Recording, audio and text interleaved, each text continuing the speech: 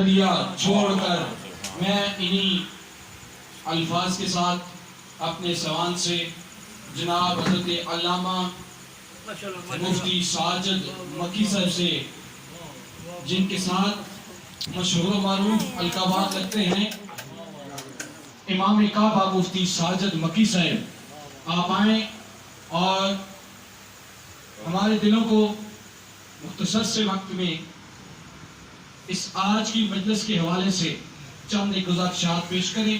اس کے بعد انشاءاللہ پیر طریقت رابط شریعت عالمی روحانی شخصیت قبلہ پیر غلام رسول چشتی قادری کلندری گولڈی صاحب، یقیناً وہ جس درگاہ پہ جاتے ہیں وہاں پہ ان کو نواز دیا جاتا ہے۔ عالمی میں لاہور تشریف لے کے گئے حضور داتا صاحب کے قدموں میں، وہاں سے انہوں نے چادروں کے تحفوں سے نواز دیا۔ عالمی میں قدر کہار حضور غوث اعظم کی اولاد کی زیارت پہ گئے، وہاں پہ انہوں نے چادروں سے نواز دیا۔ بڑی سرکار جاتے ہیں وہاں پہ نواز دیتے ہیں، یہ ان پہ کرم ہے، اللہ کا فضل ہے۔ میں اپنی حاضری کو مختصر کرتا ہوں اور حضرت علامہ مفتی ساجد مکی صاحب سے تماس گزار ہوں کہ آئے اور ہمارے دلوں کو چند گزارشات سے منور کریں۔ نعرہ تکبیر، نعرہ رسالت، نعرہ حیدری۔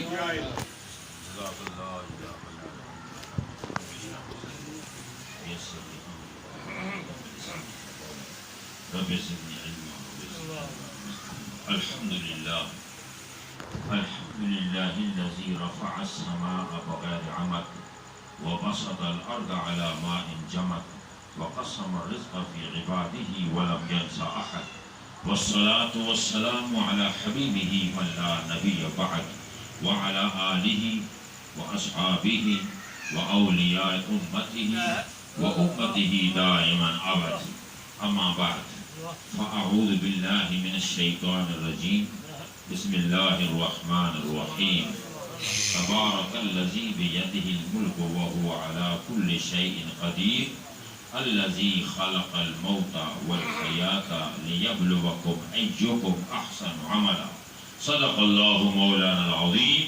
ببركة إن الله وملائكته يصلون على النبي يا أيها الذين آمنوا صلوا عليه وسلموا تسليما. وبسدوشي فري اللهم صل على سيدنا محمد خاتم النبيين وعلى آله وصحبه أجمعين. الصلاة والسلام عليك يا سيدي يا رسول الله. الصلاة والسلام عليك يا سيدي يا حبيب الله. الصلاة والسلام عليك يا سيدي يا رحمة للعالمين وعلى آلك وأصحابك يا سيدي يا شفيع المذنبين. سبحان اللہ ماشاء اللہ. انہی کی محفل سنوارتا ہوں، چراغ میرا ہے رات ان کی ہے، اور انہی کے مطلب کی کہہ رہا ہوں، زبان میری ہے بات ان کی ہے.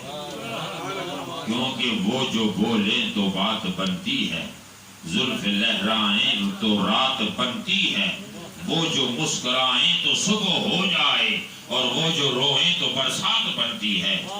اور وہ ذکر کی محفلوں میں رہتے ہیں، شاہ بطحا دلوں میں رہتے ہیں، ان سے منہ موڑنے والے سدا مشکلوں میں رہتے ہیں. اور نہ گھبراؤ مسلمانوں، خدا کی شان باقی ہے، ابھی اسلام زندہ ہے، ابھی قرآن باقی ہے. یہ کافر منکر کیا سمجھتے ہیں جو ہم سنیوں پہ ہنستے ہیں، ابھی تو کربلا کا آخری میدان باقی ہے. اور غافل تجھے گھڑیال دیتا ہے یہ منادی کہ ان سوئی کے چکروں نے تیری زندگی گھٹا دی. حمد و صلات کے بعد حضرات محترم، حضرت پیر طریقت اور محبت اور آشنی کے گہوارے حضرت حاجی محمد شریف صاحب کے نور نظر پیر غلام رسول چشتی گولوی نصیروی تشریف لائے، اور جناب محترم مداح رسول نے یہ جو محفل منعقد کی ہے، جناب سلیم چشتی صاحب نے، ان کے والد گرامی اور گورڑا شیف والے حضرت پیر عبد الحق صاحب رحمۃ اللہ علیہ چھوٹے لالا جی، ان کی یاد میں یہ محفل ہے۔ میری زندگی کی یہ سب سے چھوٹی محفل ہے، لیکن نورانیت میں بڑی محفل ہے۔ حضرات جو تشریف فرما ہے سامعین، وہ بڑے سلجھے ہوئے، بڑے علم و دانش اور فہم و دانش رکھنے والے حضرات ہیں۔ بڑی خوشی ہے، میں حضرت خلیفہ صاحب کی خدمت میں حاضر ہوا تو آپ نے فرمایا کہ اس طرح آج ایک محفل میں شرکت کرنی ہے، تو الامر فوق الادب کے تحت میں رک گیا، اور الحمدللہ بڑی خوشی ہوئی کہ سلیم چشتی صاحب تو ماشاءاللہ ہر محفل کی رونق ہوتے ہیں اور اللہ کے پیاروں کا ذکر کرتے ہیں، تو یقیناً آج اپنے گھر کو انہوں نے منور کر دیا۔ نبی کریم علیہ السلام نے ارشاد فرمایا عند ذکر الصالحین تنزل الرحمہ، جہاں نیکوں کا ذکر ہو، نیکوں کی ذکر کی محفل ہو، وہاں اللہ کی رحمت برستی۔ ذکر الصالحین کے وقت اللہ کی رحمت برستی ہے، اور جس محفل میں صالحین خود آ جائیں پیر خلیفہ غلام حضور صاحب کی شکل میں، تو رحمت کا کیا انداز ہوگا۔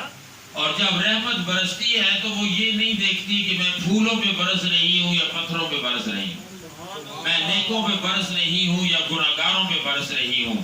میں جب رحمت برستی ہے تو امام احمد رضا بریلوی فرماتے ہیں برستا نہیں دیکھ کر اب رحمت، برستا نہیں دیکھ کر اب رحمت، ہم بروں پر بھی برسا دے برسانے والے، سب مل کے پڑھیے چمک تجھ سے پاتے ہیں سب پانے والے، میرا دل بھی چمکا دے چمکانے والے، تو زندہ ہے واللہ تو زندہ ہے واللہ، میرے چشم عالم سے چھپ جانے والے، برستا نہیں دیکھ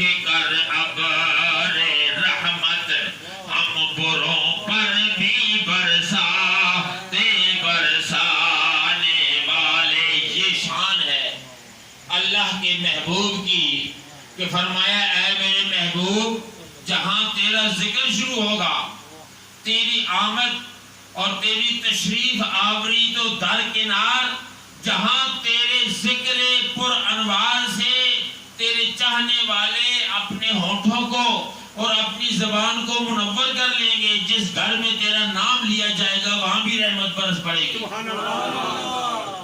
تو علماء نے فرمایا کہ اگر گھر میں پریشانیاں ہیں، تکلیفیں ہیں، گھر میں بے چینیاں ہیں، بیماریاں ہیں اور دکھ درد ہیں، جنات ہیں، بھوت ہیں، کوئی پریشانی ہے تو وہاں مصطفیٰ کے ذکر کی محفل کر دو، یہ ساری بیماریاں چلی جائیں گی، یہ دکھ چلے جائیں گے، کیونکہ اللہ کا یہ وعدہ ہے کہ ما کان اللہ لیعذبہم وانت فیہم، اے میرے حبیب جب آپ ان میں رہیں گے تو میں کبھی ان پہ عذاب نہیں کروں گا۔ علماء نے فرمایا ظاہری حیات میں آپ کا جسم اقدس کے ساتھ رہنا تھا، لیکن اب چونکہ آپ دنیا سے تشریف لے گئے تو اب آپ کا نام جہاں رہے گا وہاں کبھی عذاب نہیں آئے گا، جہاں آپ کا ذکر ہوگا وہاں کبھی عذاب نہیں آئے گا، کیونکہ نبی کریم کا ذکر وہ ہے کہ اس ذکر سے بہاریں ہیں، رحمتیں ہیں، عظمتیں۔ حضرات محترم، وقت بڑا کم ہے، چند ایک بات ایک گوشے گزار کروں گا۔ موت سب پر آنی ہے، سب نے مرنا ہے، ہم نے اور آپ نے زندگی کے بڑی دھائیاں دیکھی، too many decades we have seen in this world۔ ہم نے اللہ نے ہوش و حواس باختہ فرمائے، 1957 کو اللہ نے پیدا فرمایا اس گناہگار کو، 57 سے اب تک لے کر 63.5 سال اس ناچیز کی عمر۔ میں نے حضرت بابو جی رحمۃ اللہ علیہ کا میں مرید ہوں، اور میرے ابو بچپن میں مجھے لے کر آئے بابو جی کے پاس، میں چھوٹا سا بچہ تھا بچے کی طرح، اور آ کر کہا بابو جی کے بلا اس بچے نو میں پڑھانے واسطے بھیجنا ہے مدرسے چ، ذرا اس دے منہ وچ ٹھوکو، ذرا مہربانی فرماؤ۔ بابو جی نے کرم فرمایا، میں نے نیڑے کر کے آگیا منہ کھول، تو میرے منہ ٹھوکیا۔ اس لیے میں نے بڑی عجیب گل لگی، بڑا غصہ میں نے آیا کہ میرے نال ہو کی رہا ہے بچایا، لیکن بعد میں جو بہارا میں دیکھیا جدو پیر سید حسین الدین شاہ صاحب نے فرمایا کہ بڑا خوش قسمت ہے تو کہ یہ نظارے تو رحمت حاصل ہوئی۔ آج کرنے کا مقصد ہے وقت گزر رہا ہے، انسان کی زندگی بڑی تیزی سے جا رہی ہے۔ آپ کی زندگی میں بڑے بڑے کمالات ہوئے، بڑے بڑے احساسات و جذبات ہوئے، بڑی بڑی خوشیاں دیکھی، غمیاں دیکھی، بیماریاں دیکھی، طوفان دیکھے اور بڑی بڑی رحمتیں دیکھی، خوشحالیاں دیکھی۔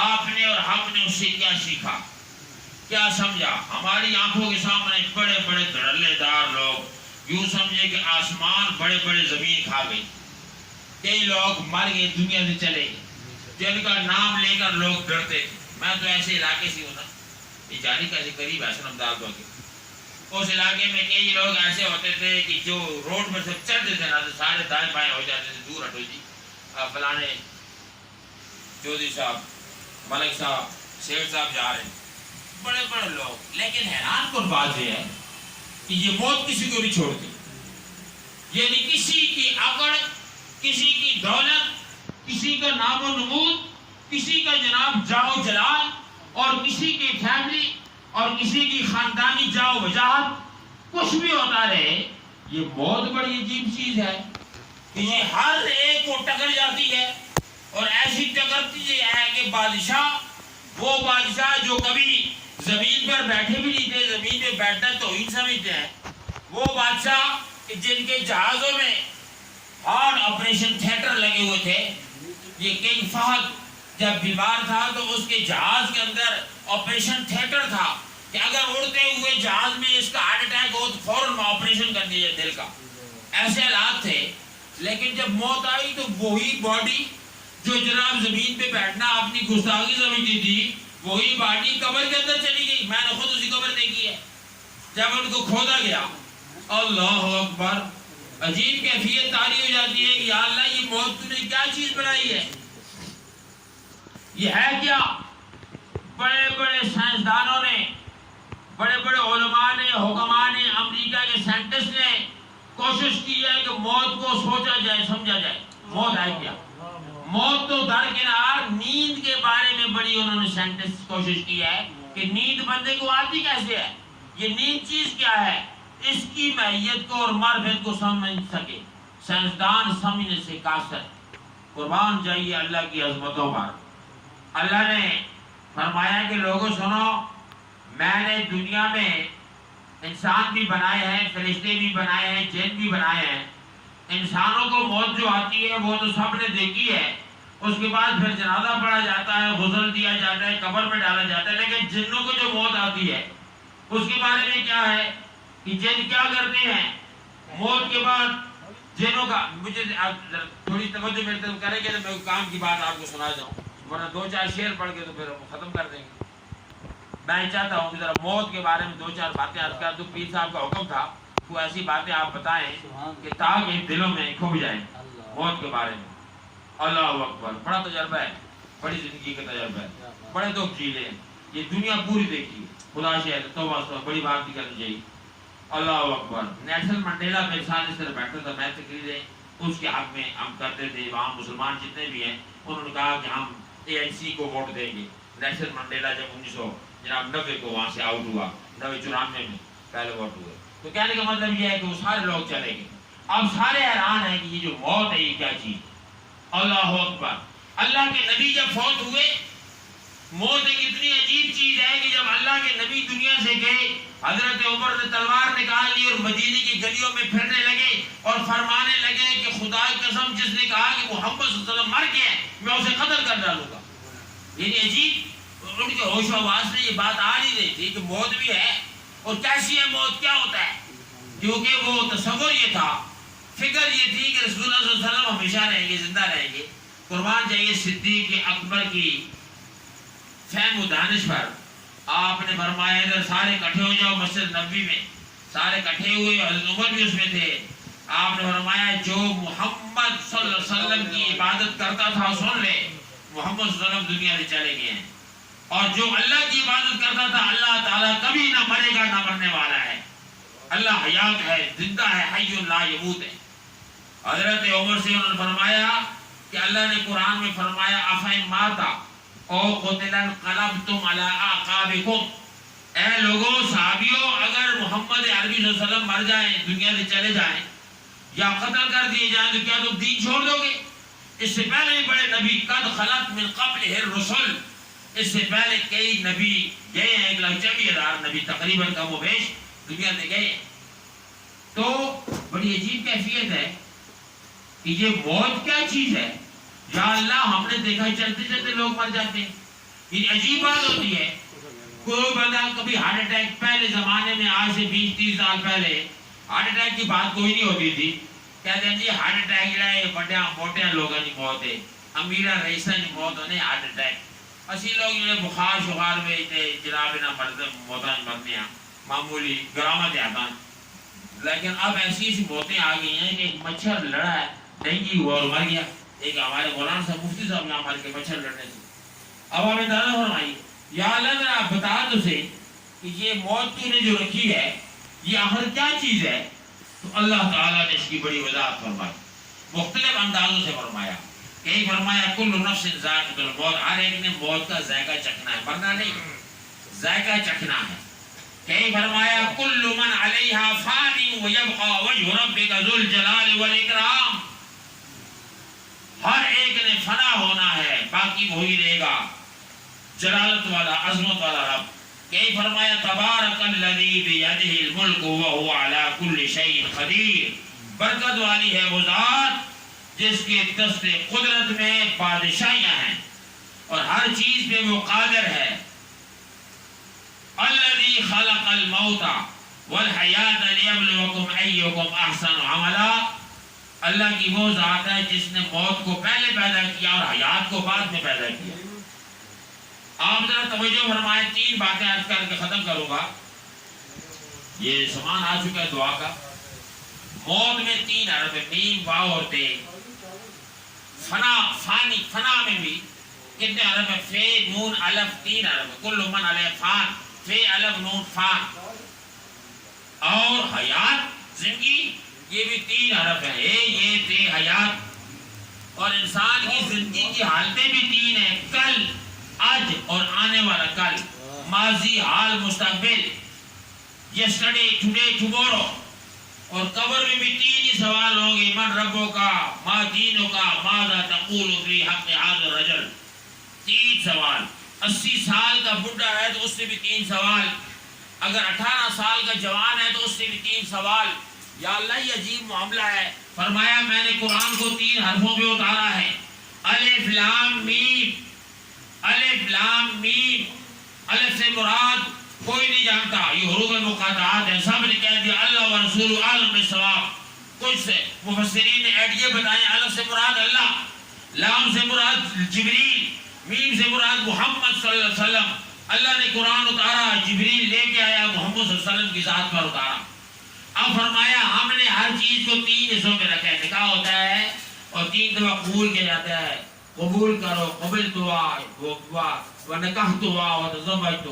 اور جناب جب گھر ختم کیا جاتا ہے تو 3 طلاقیں ہوتی ہیں. یہ 3 والی بات ہے، یا اللہ تو نے سارا نظام 3 پہ رکھا ہوا ہے. فرمایا سنو، میں نے قرآن کی ابتدا 3 پہ کی اور پورے قرآن کا انڈیکس، ذالک الکتاب لا ریب فیہ، یہ کتاب ایسی ہے جس میں کوئی شک نہیں، ہدی للمتقین، متقیوں کے لیے ہدایت ہے. یہ کتاب، یہ وجہ حاصل قرآن کی ہے، وجہ نزول ہے قرآن کی.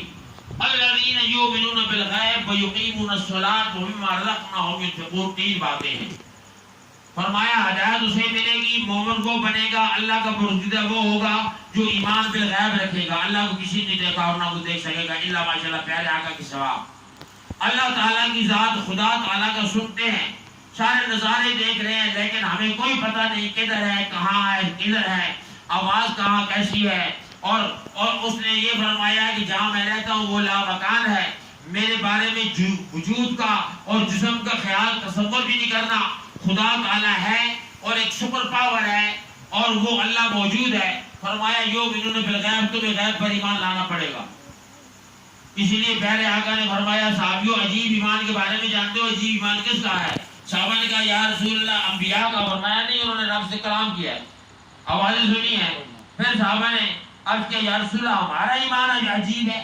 عجیب کا مطلب یونیک ایمان، یونیک بے مثال ایمان۔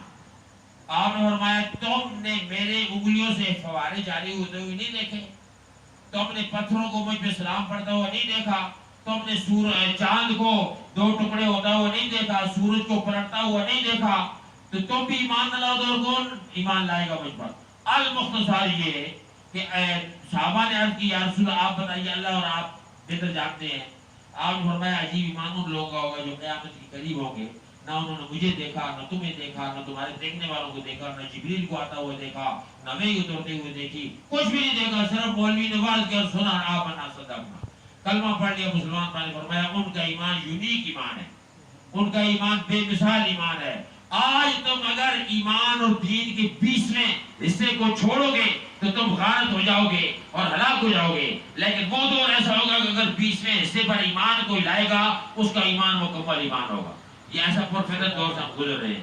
تو رب نے فرمایا برکت والی ہے وہ ذات جس نے کائنات کا مالک ہے، اس نے موت کو پہلے پیدا کیا، حیات بعد میں۔ سوال یہ پیدا ہوتا ہے کہ موت تب ہوتی ہے جب حیات ہو، آگ تب لگتی ہے جب بالن ہو، بالن ہو ہی نہ آگ کتنے لگے گی؟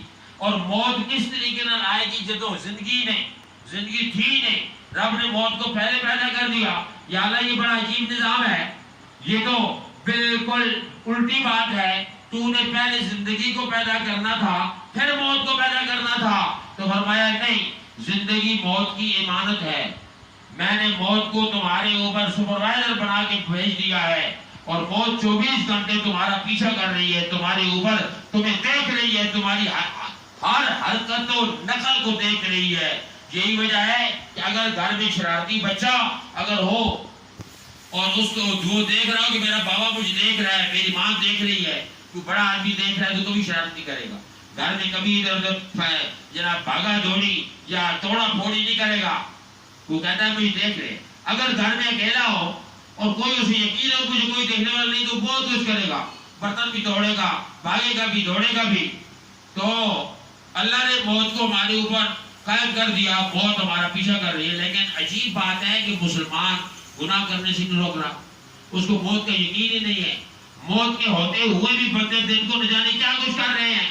تو یا اللہ تعالیٰ تو نے اس کو سپروائزر بنایا ہے، فرمایا اس لیے میں نے سپروائزر بنایا تاکہ بندے لیبلوکم ایکم احسن عملا، تاکہ تو آزماوا کہ تو ساتھ چنگے کام کرے کون کرنے احسن عملا۔ ختم کر رہا ہوں میں آخری، انہوں نے یہ نہیں فرمایا کہ کون نمازیں پڑھنا ہے، کون حج کرنا ہے، کون بڑا مفتی بننا ہے، کون شیخ الحدیث بننا ہے، کون پیر طریقت بننا ہے۔ فرمایا میں آزمانا چاہنا تو سانجے چنگے کام کون کرنا ہے، چنگے کام۔